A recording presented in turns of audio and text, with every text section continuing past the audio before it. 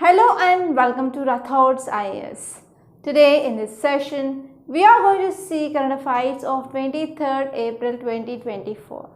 So we are going to take PDF of Hindu and we are going to pick out the articles which are relevant from our examination point of view. And my sincere request is don't waste much time on reading irrelevant articles or political articles. So because of State Legislative Assembly elections and as well as Lok Sabha elections, yes, you will get political articles for sure. So don't attract to that political news at all. That will not fetch you anything, and prelims is very near. So focus on that prelims, especially CSAT. So CSAT is becoming tough day by day. And if you see the final cutoff of UPSC CSC prelims, okay, so the cutoff for CSAT is more compared to that of other categories GS cutoff. So here CSAT is becoming challenging. So you have to focus more on CSAT, don't take light. Okay. And now let us see the front page. Unfortunately, in the front page there is no important article at all. So most of the articles are political articles. So there is no need of going to that. So but here you can see one interesting image. Yes, I also attracted to this image in the morning. So this image says about a woman uses plastic covers to save her maize crop from birds on the outskirts of Hyderabad. Okay, so this image which shows that, so whatever the maize is there, so on this maize, to protect this maize from birds, women, they are using plastic covers. Okay, so here you have to focus on this maize crops. Okay, so from geography point of view, it is very important because in geography, you have different chapters, right? From your agriculture point of view especially. So from this agriculture topic, you have to see that article. So in this agriculture, you have to see like which soils are suitable for growing of this maize and in which areas in India we can see the growth of maize, and you have to see like what are the geographical conditions which is necessary for this maize, and even you have to see like year 2023 it was decided by FAO as International Year for Millets. Okay, International Year for Millets. So this maize is also an important example of millets. So you have to focus on that. And especially we are focusing on now nutritional security.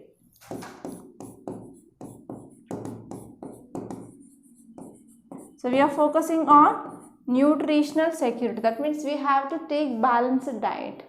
So we have to ensure each and every person who is taking proper nutritious diet. Okay, so actually these millets are very helpful for securing micronutrients. Okay, for securing micronutrients to body, this millets plays a very important role. Okay, so from that point of view you have to see, and there is chance of getting question regarding millets, maize, PGNP, and as well as like jowar, bajra, they are in news. So you have to focus on this agriculture chapter, and especially this agriculture chapter, it is one of the important and repeated theme in your UPSC geography point of view. Okay. So now let us see the next important article. So before saying that, I want to show one important thing. So I am very happy to show these testimonials. So these are the testimonials who wrote to Rathods IAS regarding their experience. So especially rank 3, she wrote about her experience regarding answer writing practice, and as well as she followed some important suggestions that we took in the free answer writing course in our Rathods IAS. So even in Rathods IAS YouTube channel, you can see like one playlist which is regarding mains answer writing practice. So there I took one question and I started explaining the model, and I also showed like how other students are writing the same answer. So that very much helped this topper. And the next one is AIR 16. He wrote testimonial regarding the personal mentorship guidance program that we took. And he also attended the sessions that we conduct on every week, once in a week. Okay, and next one is about our Hindu analysis. So rank 110, he told about our Hindu analysis. So this helped him to write an answer in a multi-dimensional manner, and that multi-dimensional manner he used in mains, answers and essays. So always I keep on saying that, so try to think a topic in a multi-dimensional way. So don't be having a closed mind. So try to open your mind and try to allow the thoughts and try to connect a single topic with the different subjects. That is the thing I am trying to incorporate you through this Hindu analysis, and that is mainly used by this ranker 110. And even this ranker 288 also said about Hindu analysis. So Hindu analysis, which is freely available on YouTube, and that helped to prepare the notes in a multi-dimensional manner and to collect the data. So always I will be keep on saying like keep a data book separate and try to write the data. So that thing this topper had did. Okay, so because of this finally they got the success. So please watch this Hindu analysis consistently. So you're not understanding the importance of Hindu analysis now, but when you are writing your mains answers, then you will come to know like how to write an answer and how difficult to write an answer in a multi-dimensional manner if you are not following this approach. Okay, so my sincere advice to students is, so whenever you are thinking anything or reading anything, try to read in a multi-dimensional manner. That will be very useful for your mains and as well as essays. Okay, yes, and now let us move on to our Hindu page. And let us see other articles. So in city page you can see one article. It is about landfill fire result of government negligence, says BJP. Rai seeks report. So here we are not going to see like political thing which is given here, but here we are going to see this keyword, that is what is this landfill. It is very important. Okay, so what is this landfill? So I will make you understand from the basic, because there are many beginners who are watching this analysis, right? So actually you know that, for example, if you take from individual level, from home, so you will be generating waste, right? You will be generating waste. Either it may be like normal waste or domestic waste, like that. Okay, so this waste is collected by municipality. So municipality vans or autos, they will be coming alternate day and they will be carrying the waste that we are giving, right? And they will be dumping in dumping sites. Yes or no? They will be dumping in dumping sites. So in these dumping sites, now we are using some technology. Especially in Hyderabad, I saw like what they are doing in some places. So they are converting this waste into energy. So they are using technology. And in some cases they are going for what? Recycling of waste. And some amount of the waste is dumped in this dumped sites. They are called as landfill. Some amount of waste is ending in landfills. So in these three ways, so what are the ways that we are generating, that we are using that? So first is we are using technology and we are converting into energy. That is called as waste to energy technique. And next one is we are going for recycling, for example, plastic waste or plastic bottles, etc. And next one is some amount of the waste which is dumped in this dumping sites, they are called as landfills. So what happened here is, the problem with this landfill is, so one important thing is there is increasing of temperature. Okay, because of the summer and because of these heat waves, etc. And even you can add about global warming, etc. And if you have seen this landslide, there is release of this gas called as methane. So methane is responsible for the catching of fire that is happening here. So here you have to think some case studies, like you are a municipal commissioner of that so and so area, and you found that there are many landfills under your jurisdiction or under your area or under your control. Okay, so under your control or jurisdiction, there are many landfills, and especially during the summer season, they got fire. and they are causing inconvenience to the people who are living in nearby landfills. Especially normally slums, they are mainly developed in these regions, right, nearby landfills. So here it is causing uncomfortable, okay, for these people who are living in that region. So as a municipal commissioner, so what are the measures you are going to take?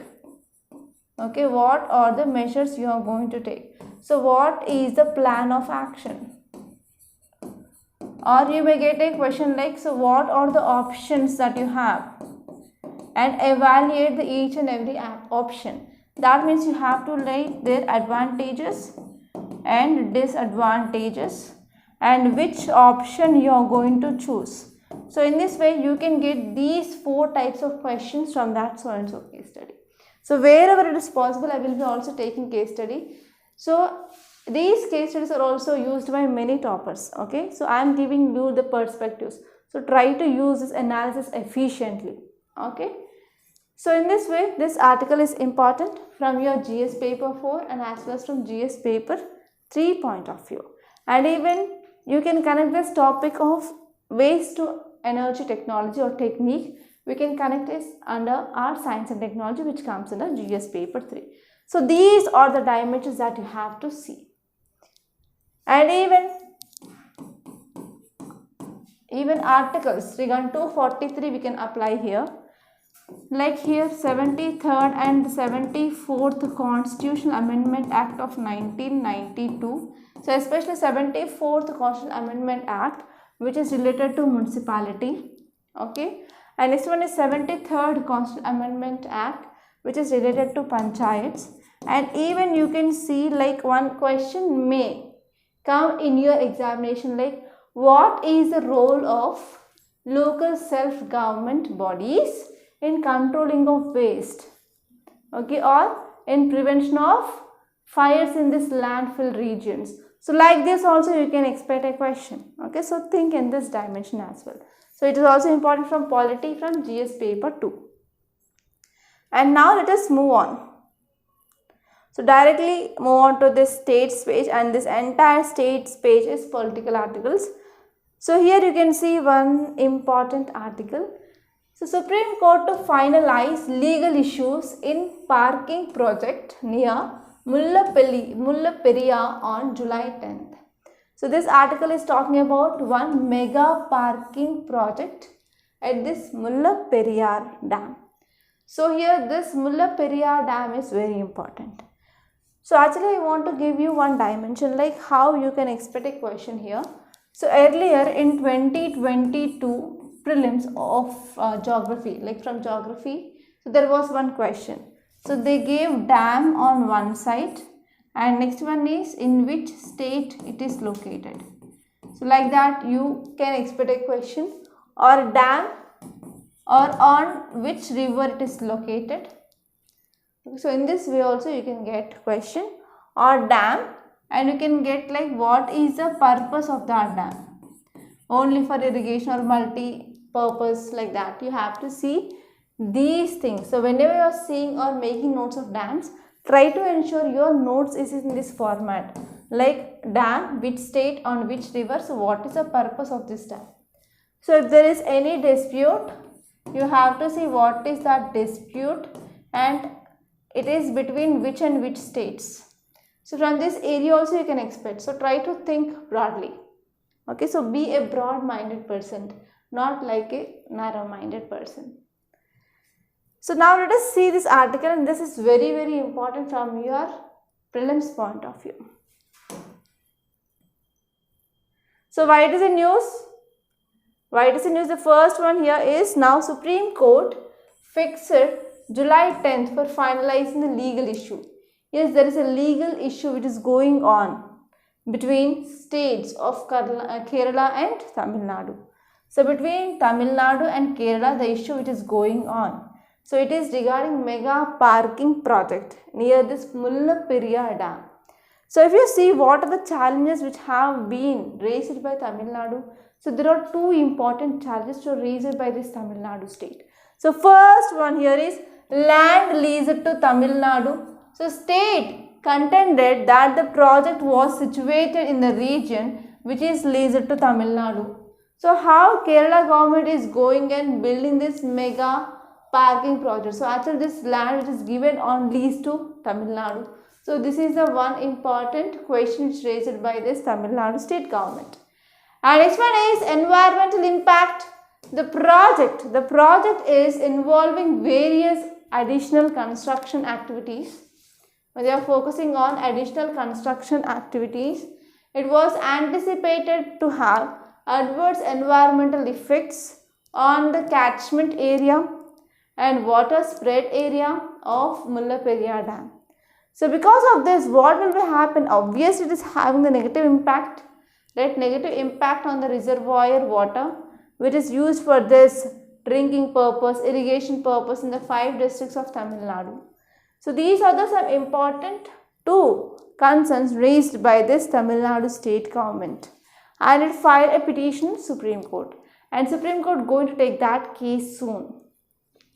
And if you are talking about some facts regarding this Periyar Dam, so this dam which is situated in this higher reaches of Periyar river.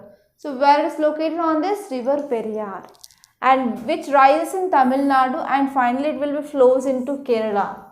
Okay, and one important tiger reserve which is present on the banks of this river, that is Periyar Tiger Reserve, and it is very important prelims fact. And what is the utility of this dam? So water from this reservoir which is mainly used for power generation purpose, and also directed to Suliyar. It is a tributary of Vagai river, and it is also helpful for irrigation purpose. So these 2 are the very important purposes of this Periyar Dam. So now let us see some more important things like map, where it is exactly located. So this is river Periyar river, and here we have Idukki reservoir, and here we have like Periyar Tiger Reserve, and here we have this Periyar Dam. Okay, so where is that project is located? So we have this Suliyar hydropower project on this one important tributary of this river. Okay, so these are the some important facts that you have to see from this article. And apart from that, let us see some facts regarding this Periyar river.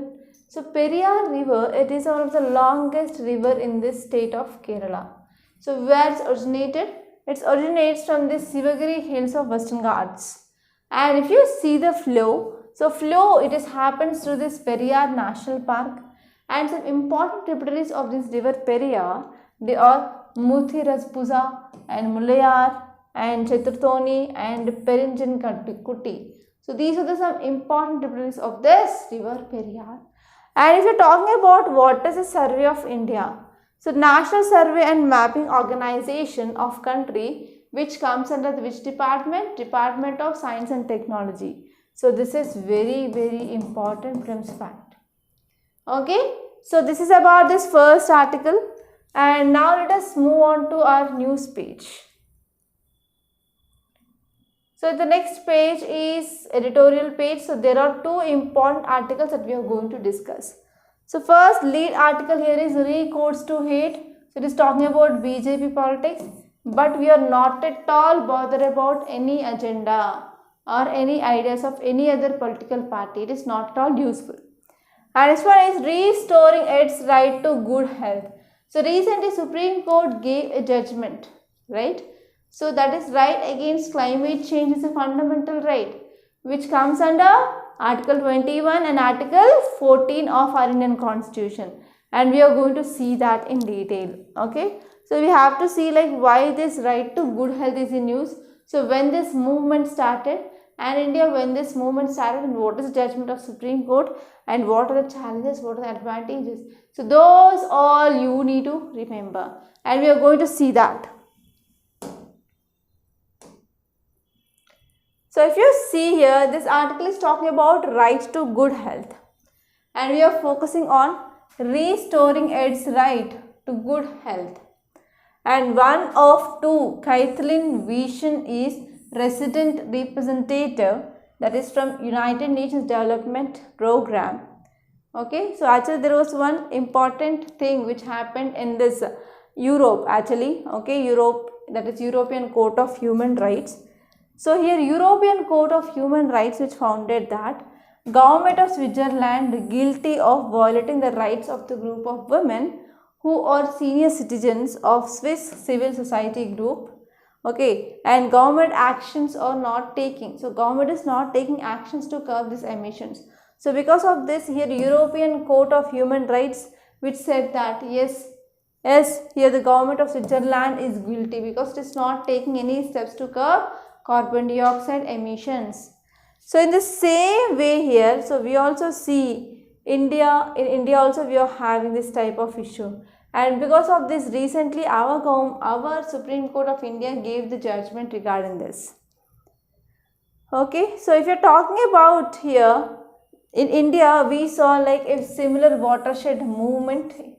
Okay, so here Supreme Court ruled that people they have a right to be free from adverse impact of climate change, and even Supreme Court cited articles like Article 14 and as well as Article 21. They are like fundamental, so we can't take away. So here a latest state of global climate report, it was released by this World Meteorological Organization, and this is also very important fact.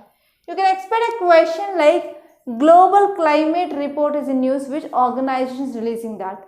That is by World Meteorological Organization. And even this report which also says that climate change indicators they reached record levels in this 2023. So in 2023 itself, so there is a record level of reaching of this carbon dioxide emissions or like climate change indicators. And even it also confirmed that hottest year since we started recording global temperature. So actually this report which also confirmed that from 2023 onwards, here we do not have that much heat, but this year we are having the hottest year since started recording of this global temperatures. And apart from that records, they were also broken for ocean heat and even sea level increasing, and as well as Antarctic sea ice melts. So these are some important impacts of this increasing of global warming or because of this climate change. And if you see here, this article says that it is a planet which is under stress. So health of planet is under extreme stress now, and people's right to live a healthy life is also like impacting because of this extreme stress on the health of the planet. And one of the world's fastest growing economies, India, which had made a rapid strides in decoupling in emissions from this economic growth. Okay, and next one here is we have to see even India came up with this NDC, that is national determined contributions. So in that NDC targets, our government accepted that we are going to reduce emission intensity of its GDP by 33 to 35% emission. And next one is from 2011 and achieving 40% of cumulative electric power installed capacity from non-fossil fuel sources. Okay, from non-fossil fuel sources, and how we are focusing on this renewable energy. So we are going to have the target now. And next one is here the country which remains. Here the country which remains highly vulnerable to climate change, and there are more than 80% of its population lives in the districts they are at the risk of climate induced disaster. So who are most vulnerable to this climate induced disaster? So first one is population lives, and more than 80% they are living in these districts, they are at the risk of climate induced disasters. And even we are seeing like there is rising of temperature and even rising of natural disasters, and they are manifesting into major crisis which mainly affects the livelihood and as well as food security, and also it will lead to exacerbating existing socio-economic inequalities. So these are some important keywords that you have to remember and that you have to write in your mains answer. And it has here that the court's observation, that is Supreme Court's observation, which set an important precedent. And we are looking at these impacts of climate change from a rights perspective, and we are going to focus especially on like humanity. So we should not affect the humanity, and we have to ensure there is right to health, life, liberty and much more. So these are some important things which mainly said by Honorable Supreme Court.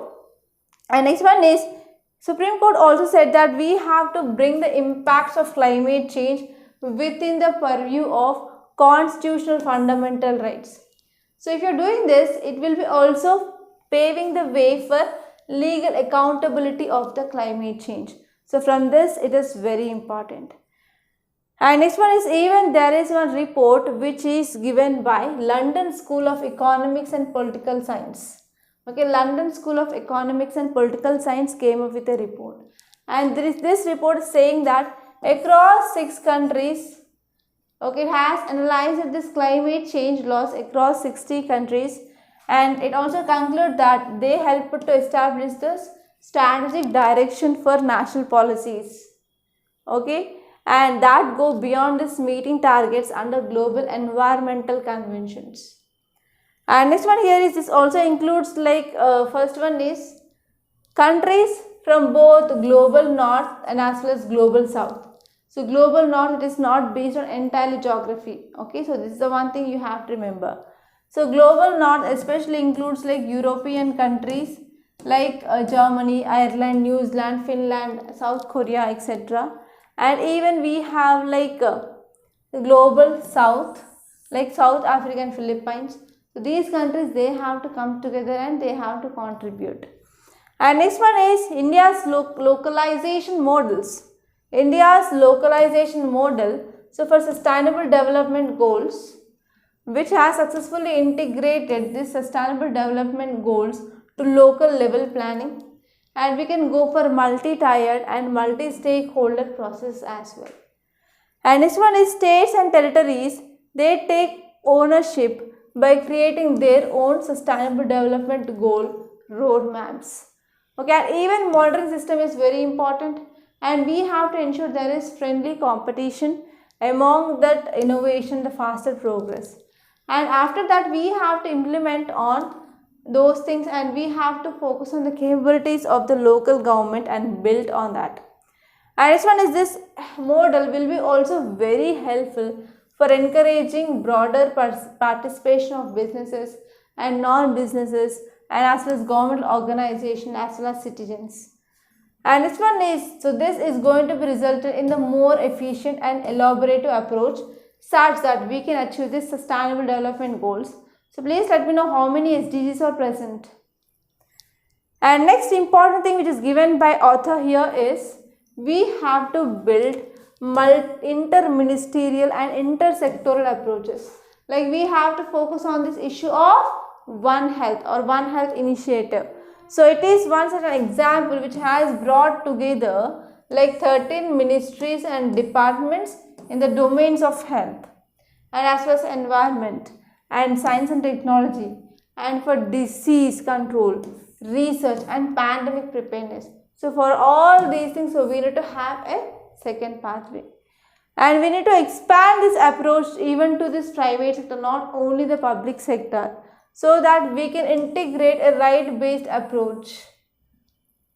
And next important point here is the third pathway. It can leverage the court's observation to empower. So citizen groups and civil society organizations, they are coming together based on this rights-based dialogue and environment, biodiversity and climate change or climate action. So these are 3 important things which are given in this article. And now let us move on to next topic, that is about political space for disability rights, a silver of hope. So here the keyword is people with disability. Okay. So this is very important, and there are many articles from a newspaper regarding this peoples with disability, and we are going to see that. And here you have to know what is this meaning of disability, and what will be the positive impact and what is the negative impact. Okay, so here what happened here is, properly here we are having this disabled rights, but here we are not issuing or we are not properly implementing these rights. So because of this, they will be having like positives and they will be having like negatives. So here you have to see like what are these disability rights. So first of all, you have to know what is the definition. Okay, let us take this line and let us write the dimensions. So this article is talking about disability rights. So it is talking about PWDs, that is persons with disabilities. Okay, so first you have to know what is the definition of this disability rights, and you have to see different categories or different types of this disabilities, and you have to see what are the laws which are present in our country which are talking about this PWDs, and why there is no proper implementation of this rights, and what are the problems which are facing by this disabled people, or we can also add what are the challenges. Okay, what are the challenges or what are the problems, and here you have to see what are the solutions, and you have to see what the laws, right? So here you have to see positives and negatives of these laws. So this will be important from your governance point of view, and you have to see what are the measures can be taken to make our society inclusive society. So if you are not allowing these people to enter into different arena, then how can we call it as an inclusive society? No, right? So we have to see what can be the measures to take so that we can make this people can be included, such that we can have a proper inclusive society. Okay, so these are the dimensions that you have to see from this article point of view. So now let us see the notes. So if you are talking about disabled people, yes, in India we have an act that is called as Rights to Persons with Disabilities Act. So what is it, right? That is about Right to Persons with Disabilities Act of 2016. So under this act, a person with a disability is someone who has long-term impairment, or they are having effect on the physical or mental, sometimes intellectual or any sensory abilities. So on these areas, if they are having long-term impairment, then that is called as persons with disability. So this impairment which prevents them to participate fully and effectively in society. But I want to share one success story of one topper of UPSC. Actually, she did not walk and she is on wheelchair, but she cleared UPSC examination, and she is from our state, that is Telangana state. Okay, so that is the one success story I want to share. So here, if you're talking about the categories of disabilities, we have behavioral disability or emotional disability, and next one is sensory impairment. That means they can't hear or they can't smell sometimes, or they can't see like that. Okay, and they can't talk like that. So those are sensory impaired disorders. And next one is physical disorders, like they can't walk or they can't do their work. And next one is developmental disability or developmental impairment. So according to World Bank, around 5 to 8% of Indian population, they have disabilities. Okay, so around 5 to 8% of India's population, they have disabilities. So here NSSO estimates that 2.2% of population, they are disabled. And here National Family Health Survey 5, which also says that around 4.52% of population having disability. So this data I am saying that is from India point of view. You have to write this data in your data book for sure. And next one is challenges. So what are the challenges they are facing? So they have very limited awareness, okay, about what are the schemes, what are the laws which are present, which are providing benefits to that people. So they don't have proper awareness. And next one here is there is lack of accessibility and infrastructure. So many public places such as schools, hospitals, transport system and government officers, they are not designated to accommodate the needs of people with disabilities. Yes, they are not properly accessible or fully accessible to these people with disabilities. And next one is there is limited access to education and employment. Okay, persons with disabilities in rural areas, they face very restricted access to education, and they do not have proper employment opportunities, and they do not have proper inclusive educational institutions in rural areas. and even there is no proper vocational training centers. Okay, so in this way here they do not acquire proper necessary skills which are required for this 21st century, okay, and to participate in this workforce. And next one is there is also exclusion from developmental schemes. Some developmental schemes, they are excluding these people with disabilities. So it is one of the important reasons that is leading to exclusion from critical initiatives.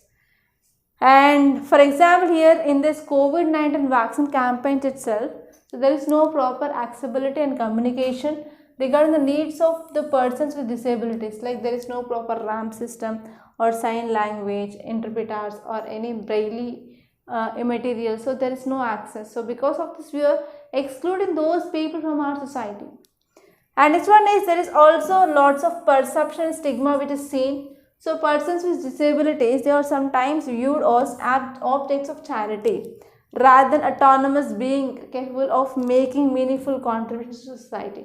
So we are not taking them into consideration here. So normally here we are seeing them as objects of charity, but not like we are not allowing them to contribute to society. So this is also one challenge you are facing. And next one here is they are also facing social stigma, discrimination, and they are also feeling like they are excluded from this decision making process, and because of that, that is increasing or exacerbating the challenges. And next one is there is lack of legal and policy support. So India has ratified United Nations Convention on Rights of Persons with Disabilities in 2007, and also they enacted the Rights of Persons with Disabilities Act in 2016. So in this way here, because of these acts which came up by Government of India, that is leading or that is providing a legal framework for the protection of these people and even empowerment of these people with disabilities. Clear? And now let us move on to next article. And here in this opinion page there is one important article, that is lesson from Taiwan in quake resilience. So actually if you know, like I explained about this Pacific Ring of Fire in our earlier classes. So recently what happened, there was earthquake, right? So here we have to understand how this Taiwan came up with this quake resilience method. So what is that about? Okay, so here what happens here is, what is the meaning of earthquake? You have to see that. But there are many examples which are given in this article. So see this article thoroughly. Here in this first paragraph, you can get like from last 2 decades. So earthquakes occurred in major parts like Indonesia, Japan, China, Italy, Nepal, Afghanistan, Pakistan, Ecuador, Mexico, Morocco, Turkey, Syria border, etc. And even here Taiwan, which had been stuck under earthquake which is of 7.4 magnitude. Okay, but what happened here is it has a very tough earthquake resilience technology. So earthquake which occurs in a certain regional bands, so they are explained by using this plate tectonics theory, and I explained this clearly. Right, so whenever the plates are moving, like we have convergence plates, we have divergent plates, we have transform plate boundaries. So because of these three movements of the plates, that is causing the earthquake. So that is the reason we are saying like what is the reason behind this earthquake. Right, so here if you see in India we have Himalayas. So as you all know that Indo-Australian plate which is moving northward, and it finally hit this Eurasian plate, and whatever the sediments which are present in this Tethys Sea, they had been elevated and they are now called as Himalayas. So this is the concept of how this Himalayas are formed. And till now also Indo-Australian plate which is very active and it is still moving towards northwards. So because of this we can say like Himalayas, they are very much active and they are the product of convergence of Indian and as well as Eurasian plates. And in 2015 a severe earthquake which happened in this Nepal, and that led to severe devastation in Nepal. Okay, but we can see like very small impact that is seen in India. Okay, so this was an example of an earthquake which is originating under Himalayas. And not only that, even Himachal Pradesh on April 4, 2024, So region around this Manali in Himachal Pradesh, which has struck by earthquake, and the magnitude is less, like around 5.5, 5.3 magnitude. On the same day here, 119 years ago, an earthquake occurred near Kangra. Okay, so in that earthquake, thousands of people, they were killed. But now here there is very little impact that we have. So here you have to see like two stories which are given here. The first story is Taiwan. So Taiwan, which is present on this Philippine sea plate, and this sea plate is also moving towards northwest in this direction, northwest direction towards Eurasian plate, and the velocity here is, it is moving around 7.8 centimeter per year. So per year the rate of movement of this plate is 7.8 centimeters. So it is very much faster compared to that of Indian plate.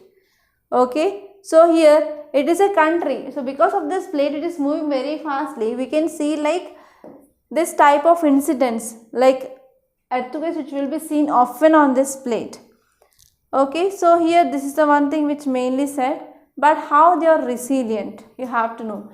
And recently earthquake of magnitude 7.7 which occurred in the central part of Taiwan, and it had killed around 2,430 people, and around 11,305 people, they had been wounded, and that led to large collapse of buildings and many property lives which had been happened. And not only that, if you see the second story here, in this Hualien earthquake which killed 13 people and injured around 1,000 people, and the most of the deaths were caused by earthquake triggered rock falls, not by toppled buildings. So buildings had been not fall down, but because of this earthquake, whenever this rock they had been come down, that is one important reason for the earthquake in this region of Hualien earthquake. Okay, so here if you see here, this article says that what can we do? So how this Taiwan's approach was. So now let us see this paragraph. So this is very important, like it is saying about how this Taiwan had been prepared for this earthquake. So Taiwan's earthquake preparedness is among the most advanced in the world. So it is one of the advanced technique they are using against earthquakes. So island nation which has most advanced earthquake monitoring network, and it is having like early warning systems and widespread awareness campaigns and drills on earthquake safety, which had been improved public understanding of earthquake risk. And even the government of Taiwan, which is constantly updating earthquake safety requirements of new and as well as already existing building stock. And also government started giving incentives to residents by offering subsidies to improve quake resistant buildings. So from government side they are giving some subsidies to improve this technology. And Taiwan has been able to reach sound scientific judgments based on how severe shaking would be in each location, and based on that they came up with this particular mapping, like in which area so how much shakes will happen, and they have specific seismic codes also designed, and they had like specialized or specified construction material and even specific construction norms they have to be followed. And even Taiwan, they came with the new technologies like seismic dampers and as well as base isolation systems. And Taiwan, they came with the most iconic building, that is Taipei 101, which has escaped damage during the latest earthquake. So because of this, we can say like they have very advanced system that is earthquake resilient. And here this article says like what India can do, and this small paragraph is also very important from your mains.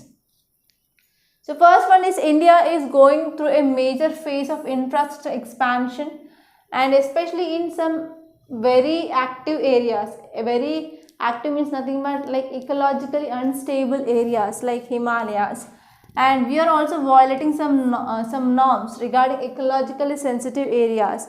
So here we have to focus like whatever the infrastructure or whatever development projects we are coming up, that should be according to the seismic safety regulations. And Taiwan earthquake, which provides important lessons for India, like we need to focus on seismic codes, and we have to construct safer engineered structures, and we have to overcome inadequacies in enforcement and non-compliance of seismic codes. And for a particular region, we have to come up with a local earthquake activity. Based on that, we can see like building types, construction materials, etc. And we have to come up with the seismic zonation maps in some parts of India. So we are also using like traditional styles of architecture, so that here we have to focus on them. So these are the steps that are given here, and this is very important topic from your GS paper 3 under disaster management. And now let us move on to this text and context page. There is one article. It is about star campaigning. So what are the rules around this star campaigners? So you have to see like what is this representation of People's Act of 1951. So it is very important because this act is talking about the star campaigners, and this article is important from GS paper 2 under polity and governance point of view. And you can expect a mains question from the star campaigners. Okay, so now let us see the notes of this topic. So why it is in use? So section 77 of Representation of People's Act of 1951. So this act which provides the law which is related to expenditure which is incurred by the leader of a political party. So whenever they are going for campaigning, so how much expenditure they are doing. And these leaders of political party, they are known as star campaigners. For example, very important personalities. For example, from BJP party we have Narendra Modi ji. Okay. For example, from Congress party we have Rahul Gandhi, we have Sonia Gandhi. So like that, for every party we have some major persons. Okay, they are called as star campaigners. They are nothing but the leaders of the political party. So if you see the details, it says that the election commission which had been issued an advisory to all political parties. Why? To maintain decorum. Decorum means nothing but the people who are coming to these meetings. And next one is and restraint in campaigning and raise the level of elections to issue based debate, and also put star campaigners on notice in case of any violations. So here EC, that is election commission, which gave like advisor to all political parties, like so how to maintain the decorum, that is the people who are presenting in that meetings or campaigns. And this one is restrain the campaigning and raise the level of election issue. So whenever they are doing some debates, so they should do in the right way. So they should not use abuse language like that. And the next one is what happens if they are violating the rules. So all these things are given. And next one is in January 2020 during campaigning for Delhi Assembly elections. Here election commission which had ordered the removal of Anurag Thakur and Pravesh Verma of BJP from the list of star campaigners for making inflammatory utterances. So because of this, whenever they are violating this model code of conduct, then ECI have the permission to remove them as star campaigners. So you have to keep this in mind. And now let us move on to next article. So here you have to see the another article, what is the treatment post-stroke depression. So here you can get a question regarding the stroke. So here World Health Organization came up with a definition for a stroke. Stroke is nothing but rapidly developing clinical signs of global disturbance of cerebral function. So cerebral function. So in our brain we have major parts like cerebrum, cerebellum, medulla oblongata. Cerebrum is nothing but this white portion is, this entire white portion is called as cerebrum. So in this cerebrum, what happens? So whenever there is like a stop or disturbances in the cerebrum function, so if it is more than 24 hours, if it is lasting more than 24 hours, or whenever it is also causing death, then that is called as stroke. So depression is more common among the stroke survivors, and they need some post-stroke depression, or we have to give the treatment for this post-stroke depression. So small studies, they have found that cognitive behavioral therapy will be effective at ameliorating depressive symptoms for these patients. So they need cognitive behavioral therapy. Okay, so this is the thing which mainly said, and you have to see like what is true and what are the important parts of your brain, like medulla oblongata, cerebellum, and as well as the cerebrum and their functions. It is very important. And if you move on in this news page, I found nothing much important, and you can leave this elections page, no problem. And in this page you can see like 2 articles. Okay, let us see those. So first article is Supreme Court allows termination of pregnancy of minor rape survivor. So actually like 14 years girl, unfortunately, so rape had done and she became pregnant. But the sadness here is after 24 weeks she came to know that she is pregnant. Okay, after 24 weeks. Okay, it was like very late. So already you know that we have Medical Termination of Pregnancy Act. Yes or no? So it is saying like recently we came with this amendment and said that we can go for termination of pregnancy till 24 weeks. And after 24 weeks, so this minor girl knows that she is pregnant and she filed a case. And now what is the issue here is, so she is now 30 weeks of pregnant, and finally Supreme Court used Article 142 of Indian Constitution and gave the judgment to terminate this pregnancy or go for abortion. So here you have to focus on what is this Article 142, and you have to see even what is this Medical Termination of Pregnancy Act. Okay. So now let us see this article in detail. So I said about context why it is in news because Supreme Court used its extraordinary powers under this Article 142 and said to abort at this 30 weeks. Okay. So Article 140 of Constitution, here it says that we have to give the complete justice. So it is permitting this medical termination of pregnancy of a 14 years old rape survivor in Maharashtra at 30 weeks of pregnancy. So her pregnancy is nearly 30 weeks and the minor became aware of her condition only after a very late stage, that is after 24 weeks. So if you see details, it says that a bench of Chief Justice of India and other judges agreed that continuation of pregnancy against will of minor. Yes, minor don't want to continue the pregnancy here. So whenever there is continuation of pregnancy against will of minor, that may impact her physical and mental well-being. So because of this, here the judgment which came up based on this point, and even the recommendations given by this medical board as well.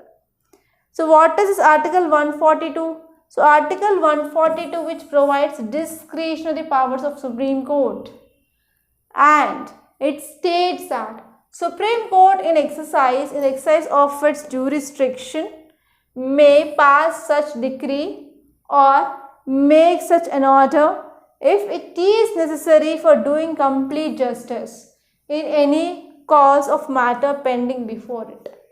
So if it wants to give the complete justice, sometimes Supreme Court have the chance of using this Article 142 as well.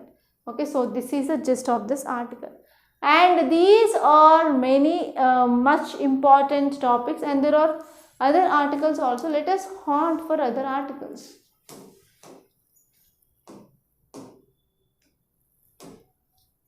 So there is one more article, that is 2 women Navy officers returned after historic trans-oceanic expeditions, and they are using this INE Tyranny here. Okay. So here Indian naval sailing vessel, that is INSV Tyranny, returned to her base port at Goa, and after trans-oceanic expeditions of nearly 2 months, and it had been done by 2 women officers of Indian Navy. And it is the first time India to accomplish such a fleet. So this is the thing which mainly said by our Navy. So you have to remember this INSV Tarini. And this business page I found nothing much important, and even this world page also there is nothing much important today. So these are the very important topics which appeared in our today's Hindu newspaper. Now I will show like where can you get the notes of this class.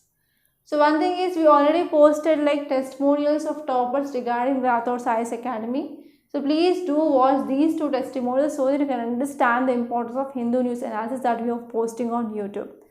Okay, and even mains answer writing practice course and mains answer writing guidance we are giving. And I already completed around 3 batches of live ethics classes. So in that class also many students they got benefited. Okay. And here in this Telegram channel, in this Rathods IAS classes, we are posting the classes along with the notes. So yesterday, even though I didn't had the class of Hindu, I posted this notes in this Telegram channel by 12 o'clock, so that it will be helpful for the students, right? So here that's all for today, and my sincere request is don't skip this Hindu analysis and do watch this Hindu analysis. That will be benefiting for you at the end of the day. And please do like the class and share the class with your friends, and don't forget to subscribe to this Rathods IAS Academy. Thank you so much for watching.